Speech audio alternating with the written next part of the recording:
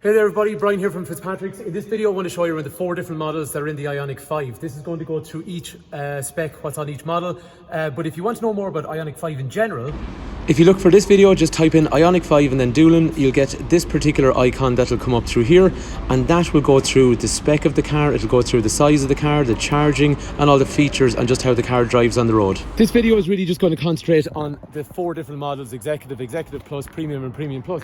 So my objective here is by the end of the video you know the difference between the different models. Like we said, the other video will go through IONIQ in general as a concept and the charging and the size of the car. We're just going to deal with specification on this one. So this one here is an executive model in lucid blue. So the first thing I see on the front of the car then is nice bit of brushed aluminium along the nose, brushed aluminium along the bottom, and then it has those nice rear projection LED headlights, which also have really nice LED daytime running lights in here as well. The indicators will be halogen down low on the bumper on the Executive, and if you look at the wheels then they are a really nice 19-inch wheel. So this Executive will have a black nose along here, there's black on the bottom of the bumper, comes around the arch and then starts to move down the side of the car. One point of clarification here is that while that looks like a silver section along there, it's actually not, it's just a piano black finish along the bottom. So all the way along here you'll have a piano black, which is a nice kind of shiny black section, and then the mouldings either side on the bottom and the top, they're black until we get around to the rear wheel arch, which is also going to be black. And the Executive round on the rear of the car then will have those really nice LED taillights, and it also has the fog lights basically either side. If you'll note along here, the front grille was black, this section along here is black along the rear, and then down here we've halogen indicators and things like our reverse lights and stuff like that as well. Brushed aluminium down low on the bumper, which is like what we saw on the front, and then along here a small bit of brushed aluminium that comes around the corner. But like what we saw down the side, these black mouldings and wheel arches, that black theme continues around to the rear of the car as well. The spoiler is standard on all of these IONIQs. One point of note then, on an Executive model it has a UV tint on the windows on the rear, but it's not a privacy tint. To open up the charge point then, you got to push in. So the other one has a little, how would you say, you touch the pad and it opens, whereas this one is a little bit more mechanical. You actually need to push it in and then it opens out, and then to close it, it's like the other models, just hit the button there.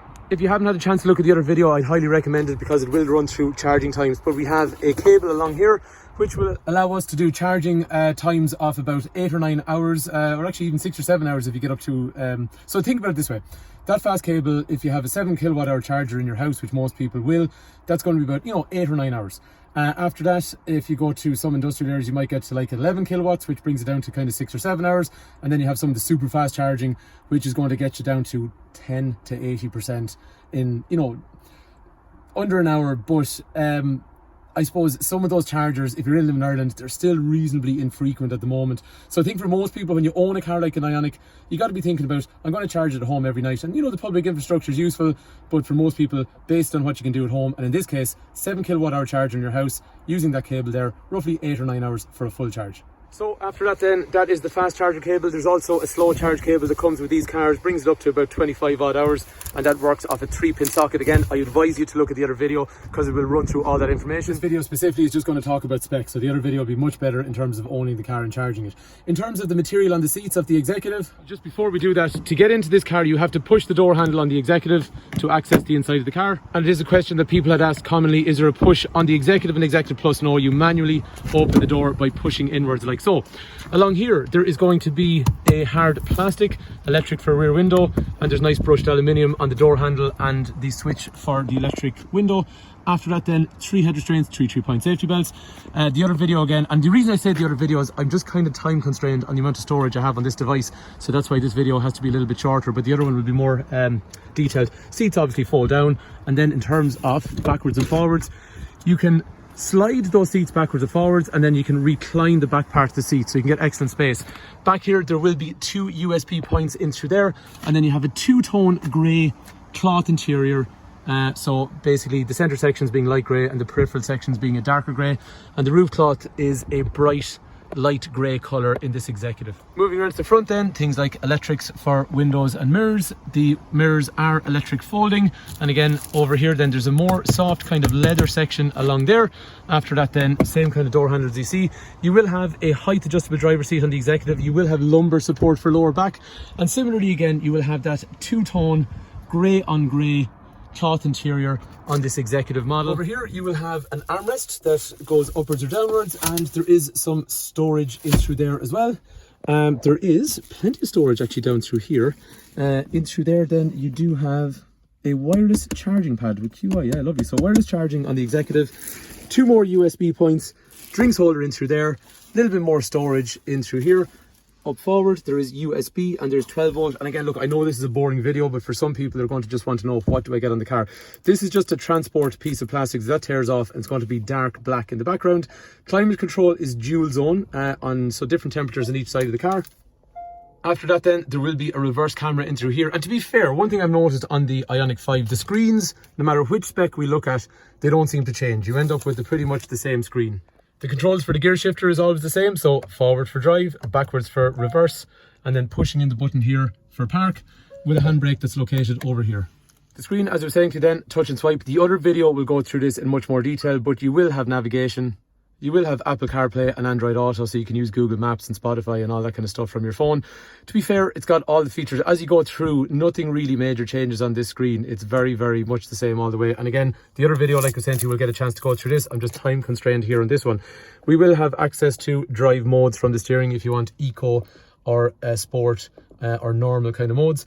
After that then, controls of the steering wheel, you'd expect things like, you know, Bluetooth, the ability to use the radio, and over here then things like, we'll say, the trip computer to look for various information, average speed, the amount of consumption that the car is using, tire pressures. Other things after that then, like this car will have the lane safety function. So really safe car, obviously, you know, side impact protection bars and curtain airbags and front airbags and pre-crash kind of systems, and, you know, autonomous, basically where the car is trying to keep you dead center on the lane to stop you drifting out of lane. So it warns you if you drift out of lane, but you can actively ask it to keep you in the lanes as well. That will change as we move up through the specs. There will be some extras on it. Wipers over here then, they will be completely automatic, and then on the driver's side the headlights will be automatic in 2 ways. So you'll have auto for daytime and nighttime, and then you'll have auto dip, so when it meets traffic it'll also dip as well. So again, look, I know this is a really boring video, but it's just trying to give you an idea what's in each model.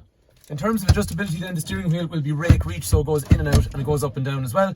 And then again, the other video will have shown you, or if you come in to drive the car, you will have paddles on the steering wheel to basically increase the amount of regenerative braking that you can do on the vehicle. Regenerative braking being useful for saving your brake pads and also for trying to harvest energy and bring it back up into the battery while you're driving. One kind of nice thing actually, the steering wheel on this car is leather.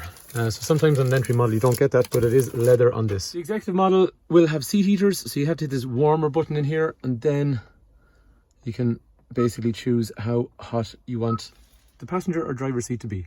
And down in the centre then, you'll also have a heated steering wheel function as well. One other thing actually that I found surprising, the executive model also has, to go with the camera, it's also got parking sensors as well.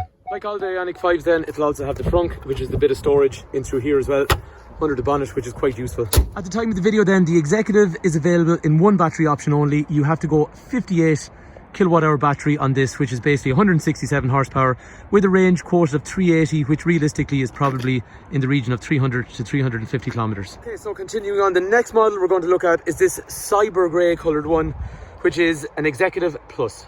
Okay, so this Executive Plus, it's absolutely identical visually to the Executive that we've just been looking at. However, there's one distinct feature on the Executive Plus, which is privacy glass on the rear windows along here. So that actually looks quite nice, and it provides good privacy for people in the back, especially young kids, to stop the sun beating in on top of them. The door handles on Executive Plus are still the same as what we saw on Executive, so they are manual in terms of how you access them. The interior material on the seat, it's a similar colour, so it's a two-tone grey effect on the front and the rear of the car, but there's a lot more design. If you remember the Executive, it was flat, whereas along the middle sections of the seating on this Executive Plus, you have these little dots which are design.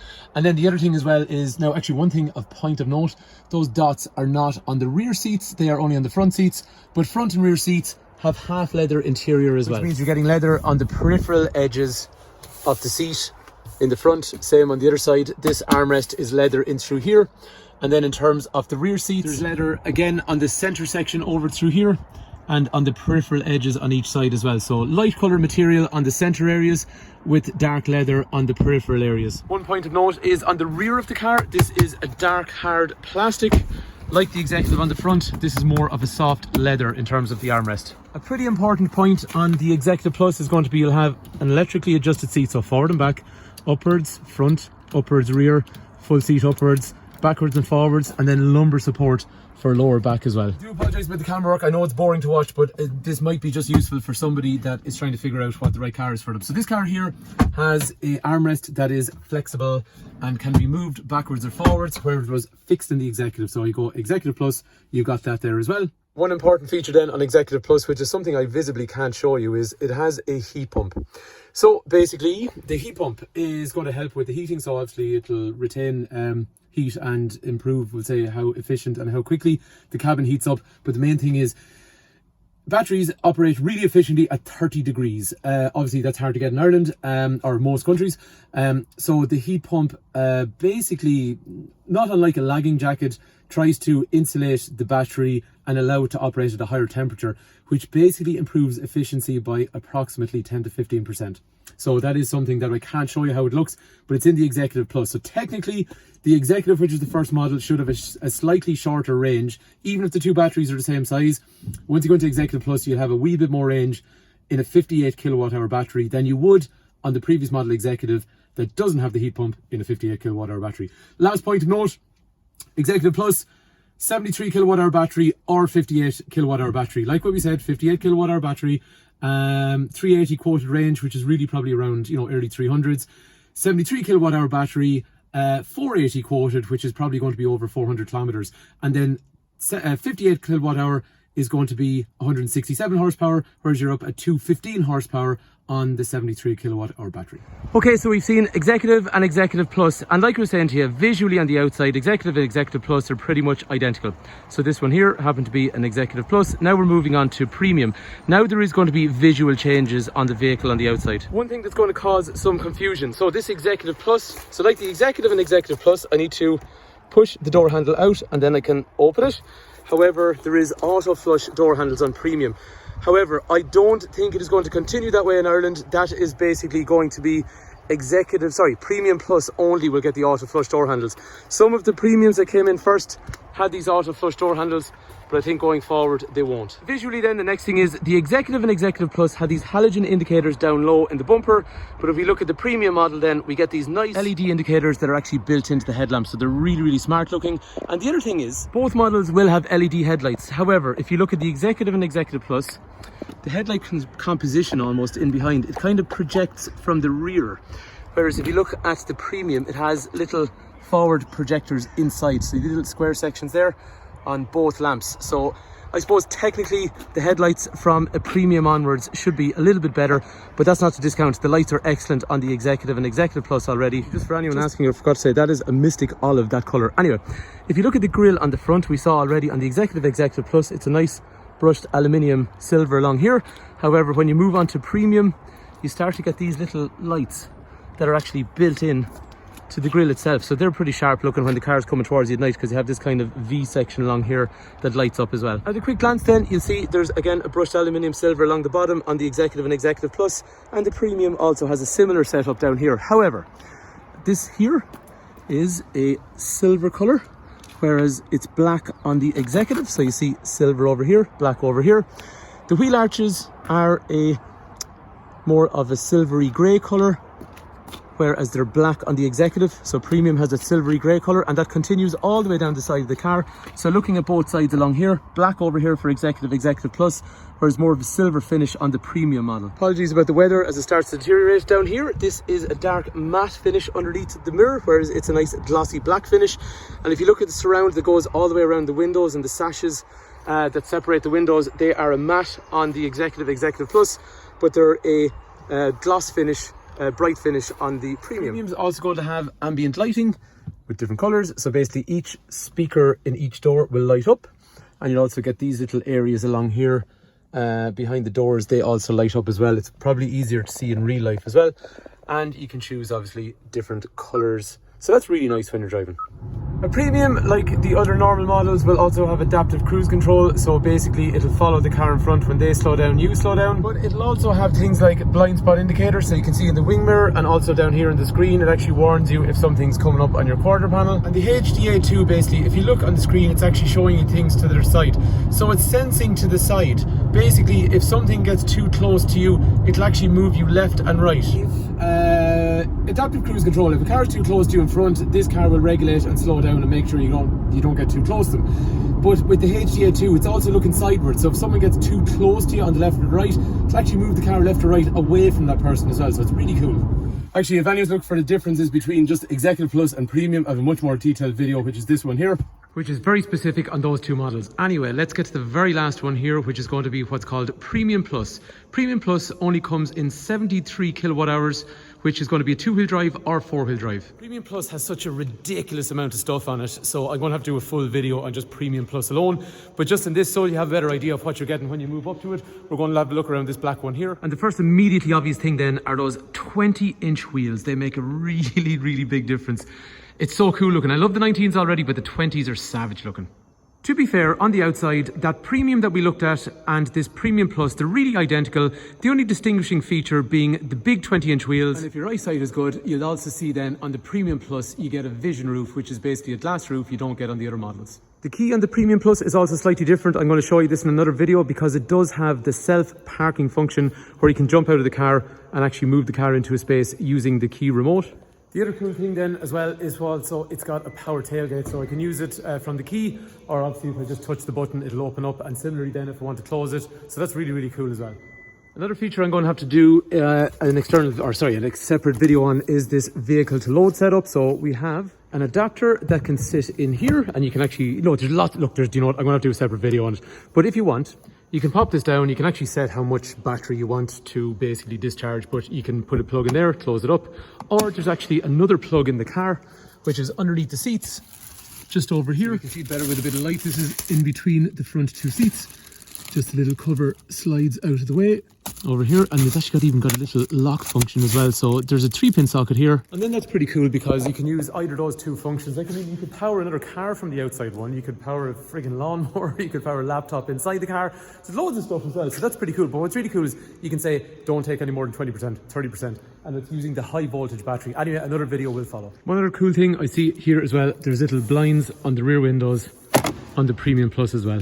We also talked about already, there was a bit of confusion about the auto flush door handles, so it looks like Premium Plus is going to be the only model going forward that gets those ones that pop in and out when you open or close the car. Like what we said then, it has that big glass roof which you can cover over using the button along there if you don't want sun coming on top of you, but let's face it, if you got a big roof like that, you want to leave it open. Premium Plus also appears to have a better stereo system. It's an upgraded Bose system which is superior to the models that went before. And the seats also have this relaxation function which basically allows this section to come out, so if you were to recline the seat back, it's much more comfortable than a normal seat. And what's nice for your passenger is they also get an electric seat which is every bit adjustable, just like the front seat as well. All the cars we saw so far had heated seats, but Premium Plus is the only one that actually has ventilated seats as well as heated seats. We've seen already the controls and screens are really nice when you're driving, but this one actually has a heads-up display as well. So if you see it through there, because my camera is so rubbish, but you see along here, I've got a heads-up display along there in front of me. The Premium Plus reversing camera is also a lot more sophisticated as well because it gives a whole 360 setup, so I can see what's going on all the way around the car as well. So that's a little bit nicer to use than the previous models. And the very last thing I forgot to say, Premium Plus also has heated rear seats for the rear passengers too.